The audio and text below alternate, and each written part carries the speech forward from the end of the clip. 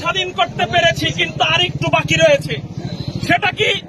সেটা হলো স্বৈরাচারের হাত থেকে আরেক স্বৈরাচারের হাতে যাবে, তখন দেশ স্বাধীন হলো কি করে?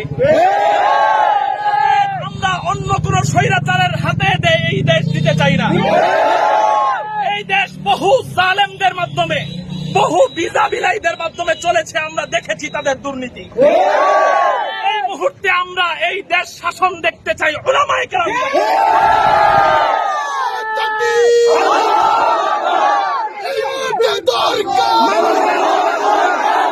এতদিন আমাদের স্লোগান ছিল স্বৈরাচারকে বিদায়ের স্লোগান। এখন আমাদের স্লোগান থাকবে ভবিষ্যতে স্বৈরাচার না আসার স্লোগান। নতুন করে আমাদের স্লোগান থাকবে এই মুহূর্তে দরকার আলেম উলামা সরকার, আলেম উলামা সরকার, ইসলামী সরকার, এই মুহূর্তে দরকার।